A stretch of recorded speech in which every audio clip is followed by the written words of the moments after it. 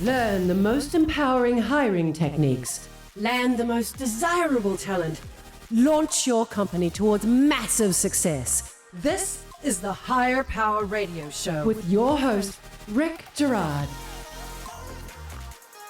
10 days is the optimal time to bring an interview process to a successful outcome. The way to achieve this is to tighten timelines from stage to stage and cut down the number of people involved in the process. Now, I know what you're thinking, that more people should be involved, which is incorrect. The reason why we involve more people in the interview process is because we value their opinion or input on the individual. But opinion has no value when it comes to making a hiring decision. An opinion is what you get when your interview questions are not tied to gathering evidence. Opinion breeds assumptions, bias, and personal motives, which do not serve the growth of the business. I'm Rick Girard, and welcome to the Higher Power Radio Show. We help entrepreneurs and executives win the strongest hires. We do so by sharing insights from top-performing rebel entrepreneurs, game changers, and industry leaders like our guest today, Nick Livingston. Nick is the co-founder and CEO of Honeit Software. Nick is formerly the head of recruiting at TubeMobile, and him and his team scaled the company from 60 to 360 employees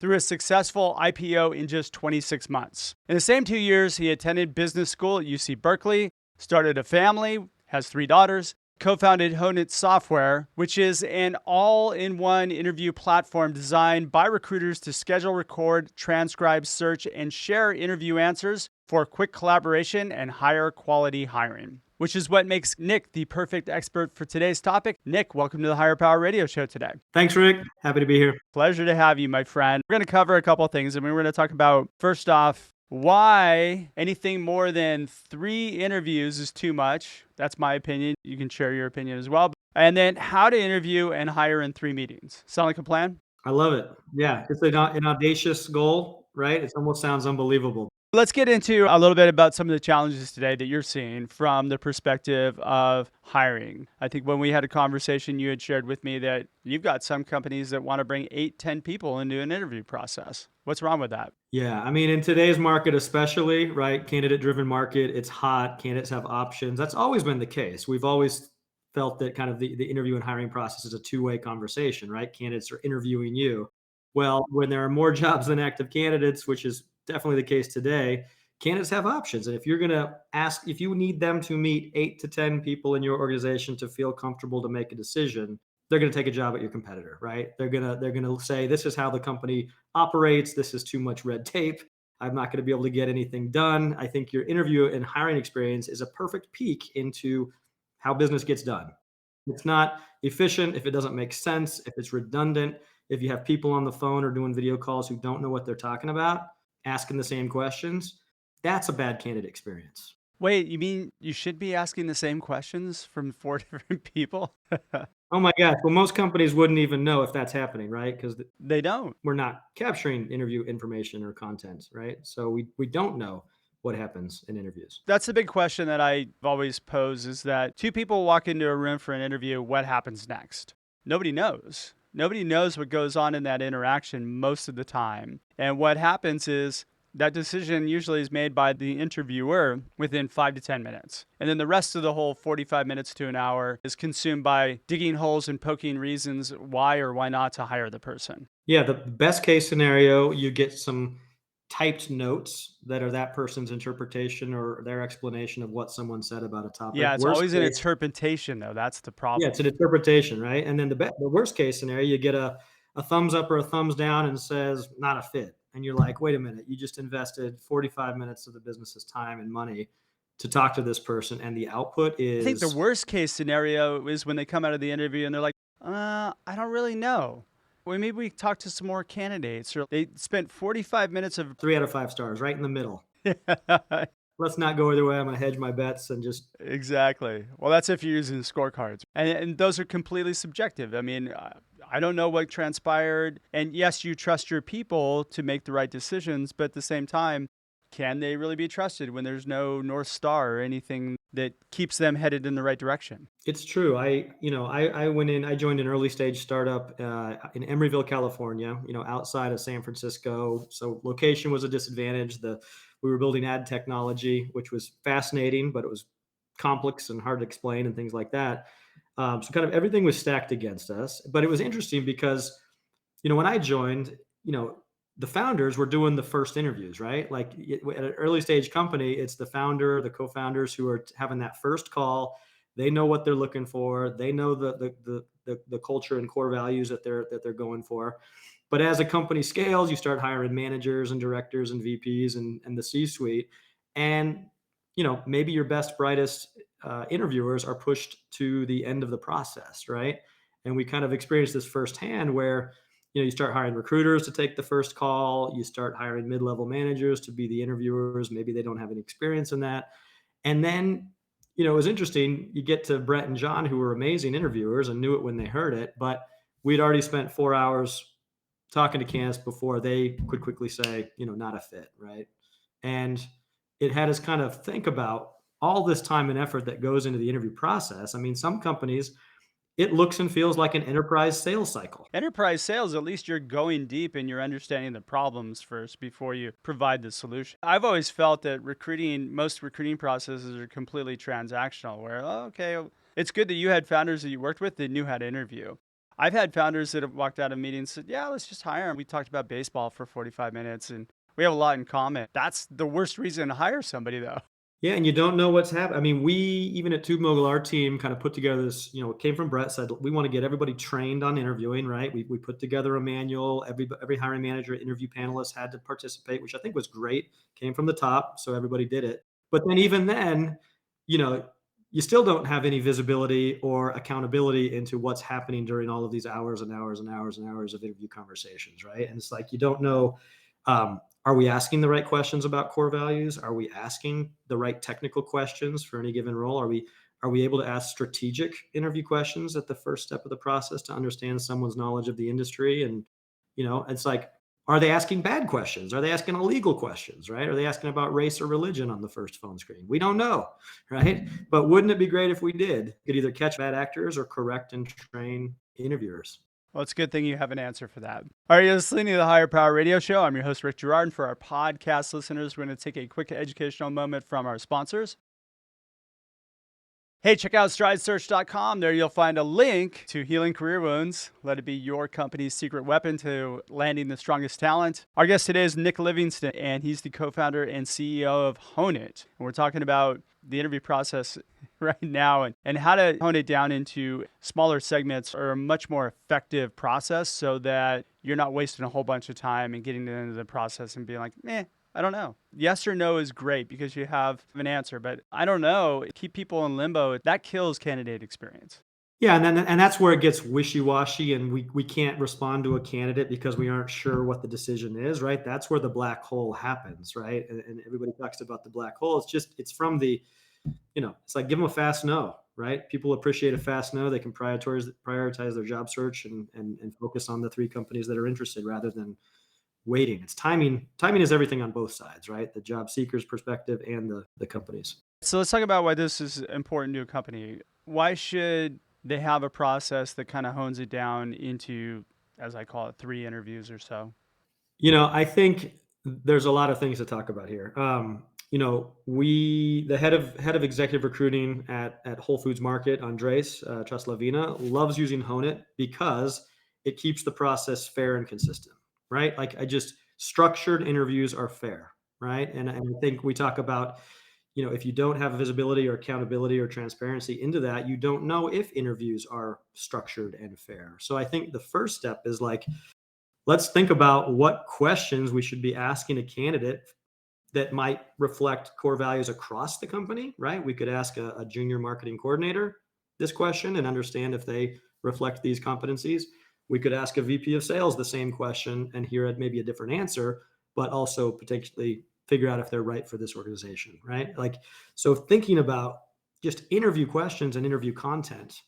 I'm a huge believer that interview questions should be fed to the interviewer. Let's cut out the ambiguity. Let's cut out the margin of error. Let's cut out the ability to sway my decision either way. If everybody's asking the same question the same time, the same simple questions and delving deeper into those questions, then it provides, like you said, a fair interview. But number 2, you're also getting tons of evidence to support whether or not that person should be hired. I think step one to try to simplify or improve the process is just to start to think of interviews as business conversations, right? We can look at support calls that have been recorded for decades. Why? Quality control, training, better customer experience, right? On the support side of things. You can look at sales calls over the last 5 to 10 years. Companies are recording sales calls. Why? Because they can share interesting anecdotes and tips and raise the ship, right? Everybody can do a better sales job and make more money and win, right? Nick, that was a really smooth segue into how we do it. So this, I love it. So now we're going to talk about how to solve the problem. You just brought up interview conversations as business intelligence. What does that mean exactly? I mean, when you ask somebody a question, there's usually a good versus great answer behind that question. What are we doing with the answers? Right? So, I think just interview content, it's where companies learn about other interesting things that competitors are doing, right?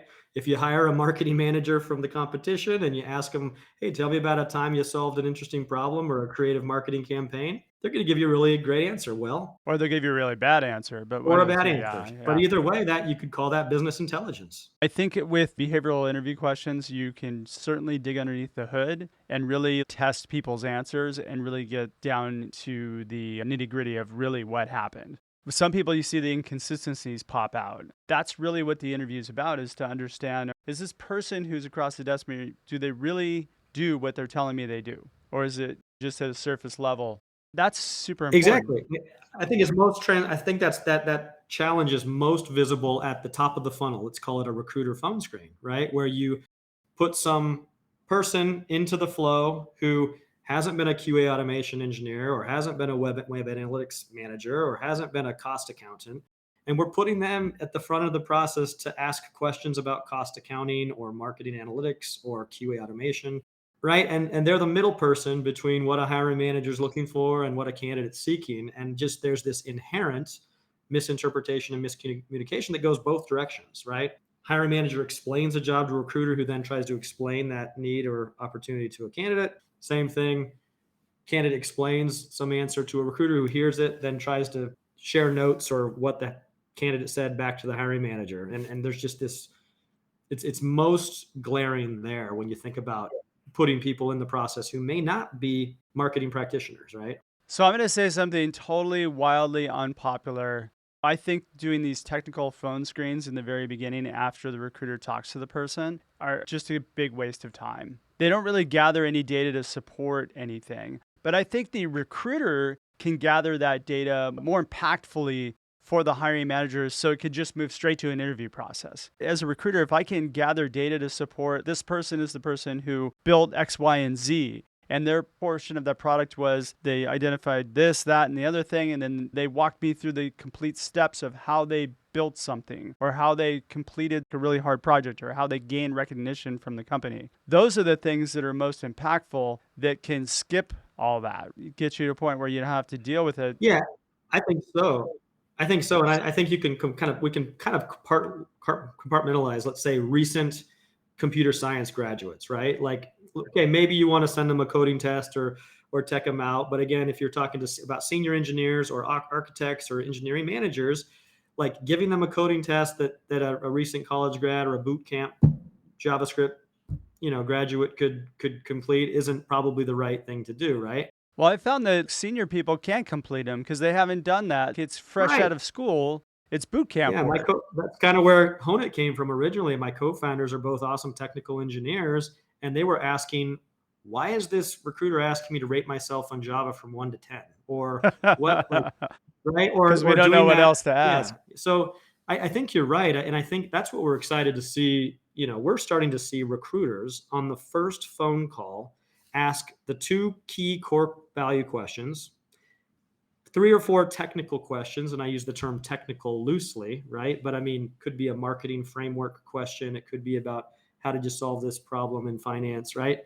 But they're able to ask now these like in-depth rec specific questions and share those insights, right? Like let's go a little deeper, right? To recap on the interview structure, we have core values questions, questions related to the need, the skills, whatever they're looking for, then a good answer versus a great answer. or a Yeah, bad I think answer. just the idea of interviews as content, right? There's questions, there's answers, there's insights that we historically haven't really captured or shared. And I think it's really important to point out here is that you don't want it based on opinion, how you interpreted the answer. It should be more factual. It has to be I think factual. that's where bias actually comes from. Bias isn't what the candidate said, right? Bias is I heard something, I'm going to make a snap judgment based on my limited knowledge of subject matter X and then type a sentence to someone else explaining like it's that communication piece that's the where the bias kicks in, right? If you can remove that person's opinion from the process, we can essentially remove. And you know where this is really detrimental to a company that I've seen is when you have a person in the interview process who's probably not their top performer, maybe a B or a C player. They interview an A player because they're trying to protect their position. They make a jump assumption and they automatically revert to this is not a person we need to hire. So rather than elevating themselves, we're going the other way. So what's after interview structure? I think that's when we get to this idea of interview data, right? If we capture all the great insights from a conversation, we can slice and dice it, we can search it, and we can share it, right? So this idea that interviews are content or interview data, I think is where we kind of go next. And that when we start to think of sharing someone's answers, again, nobody wants to listen to the entire interview. Like we've seen that at time to time. And I've actually was talking to someone who worked at Google a long time ago, and it sounds like they piloted this where they recorded a 45-minute interview and shared that 45-minute interview with someone else. And amazingly, they didn't want to listen to a 45-minute interview that someone else conducted. Can you believe that? Yeah. Nobody Who would does. want to do that, right? Same thing we hear sometimes is like, oh, I'm going to share the transcript of a 45-minute interview for someone else to read. And I said, that's even worse. Who wants to read a 45-minute transcript of another interview? Especially with all the ums and you knows and ahas and all the fluff words. Yeah, I mean, it's just so the idea is like, how do we parse down an interview into just kind of the information that can be easily consumed and shared with someone else? And we like to think of that as interview collaboration, right? Collaboration is obviously a very popular business term, but we haven't been able to see that in terms of a recruiting or interview experience because we haven't been capturing answers. Well, once you start to think of interviews as data, one person can ask the great question, another person can assess the great answer. And we start to look at, do we need 8 separate people having 8 separate 45-minute conversations for 8 people to be involved in the hiring process or interview experience? No, but I hope that some companies continue that process. Startups, no, for sure. You do not competitive need it if you're a advantage if we smaller don't company. do that. Let Yeah, them continue doing that exactly. and putting 3 out of 5s on their scorecard and black holes. Yeah. Look at it, if you're a startup, it should be thumbs up, thumbs down. There's no reason for a scorecard. If you're a 3 out of 5, you didn't gather enough evidence to support whether or not you can make a decision. Yes. Yeah, or and no. I think as the more people you get involved with the interview experience, the less accountability the hiring manager has for the hire, right? I think that's the other thing we quickly see. If the onus is on the hire to say yes or no, and I'm going to train this person and teach them, and I see it, and you don't trust me, I'll prove it to you. That's what you want a hiring manager to do. You want them to take that person under their wing and train them and onboard them and get them up to speed to show people you're made a great hire. If you get 7 or 8 other people who say yes, no, me, you're going to, 1, lose interest in fighting for it. And 2, even if you do hire it, it's not going to be your hire, right? It's going to be decision by committee, right? The key to this is recording the interview and then secondarily taking notes on the interview too, so that you can actually include those notes with your assessment. You have an accountability that's inherent here because you're held to what the recording said. If somebody does listen to it and fact check you, they can find where the faults are. But knowing that you're recorded, you're going to take better notes. So you're going to make sure that you're being less biased. You're being more objective as to whether or not this person can thrive and do well in the organization. I think that's right. I think the other angle that we haven't really talked about too is back to competitive talent market. If you hear an amazing candidate who's active, right? When do we switch to selling versus assessing, right? Like, so we talk to a lot of recruiters in the San Francisco Bay Area. They talk to a great engineer. They're saying, how do we make an offer? How do we get our SVP of engineering on the phone with this software engineer, right? Instead of 5 extra steps, when can we bring in the big guns to start selling this candidate after 1 call, right? Instead of waiting to interview number 6 to have the SVP, close them, right? So I think this also becomes collaboration of like, you talk to a great candidate.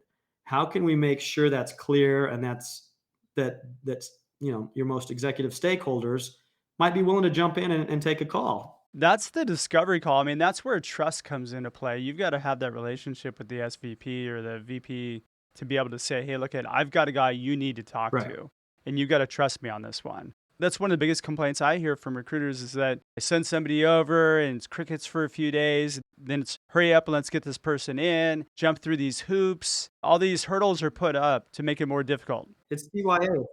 It's built to cover your ass, right? Most of the interview experience is like the CYA process, right? Versus built for a great candidate, get them through faster, like let's accelerate offers. And that has a lot to do with the recruiter setting the expectations for the hiring manager or the team. Hey, look, I'm not going to provide you 15 people to make one hire. I'm going to provide you 2, maybe 3, and you're going to make this hire. So that you're doing most of the filtering on your side, intelligent filtering, and then feeding off people that you know have a really good chance of getting hired. Yeah, I think you're right. I mean, in a perfect scenario, I imagine this amazing cooperative or collaborative relationship between recruiter and hiring manager where you can do 2 calls, a great phone screen, and a great expert phone interview with the hiring manager, share some information with a couple of stakeholders, but make a decision, right? And we can get this down to 2 or 3 interviews, right? Most definitely. We do it all the time with a lot of our clients. We've got the discovery call and then 3 interviews and done.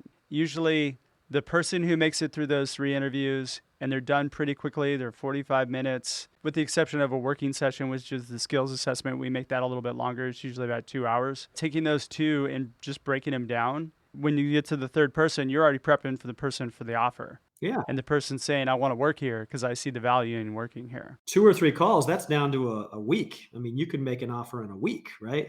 But you want to give yourself a little time. So say 10 days. 2 weeks. I like how you give a little cushion, 10 business days. You have to have a little cushion. Sometimes it's hard to schedule people. Yeah, just availability. Yeah, but again, when you start to simplify the number of 8 people, it's like a lot of these tools we're seeing, it's like, oh, I need to schedule 8 people. I need a tool to help me schedule and arrange a calendar for like 8 or 9 people. You're like, ugh, like. That's ridiculous. It's like called building the technology for a problem around a problem. Nick, we're getting pretty close on time. What would be 2 or 3 key takeaways you can give the audience so they can plug into their business today? I would say start to think of interviews as business conversations, take them serious, right? And start to recognize that interviews are content, right? And if you start to think of it as content, you can start to think, wow, I could search it, I could share it, I could analyze it. So just interviews are business conversations. The other thing I think we're excited about is the idea, interview collaboration, right?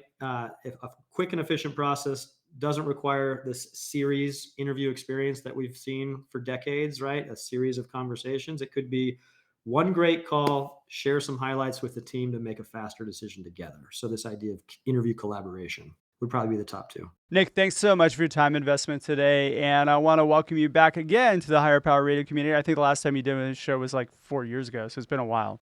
What would be the best way in which members of the audience can find Honeit, find you, all that good stuff? Yeah, Honeit.com, Honeit.com.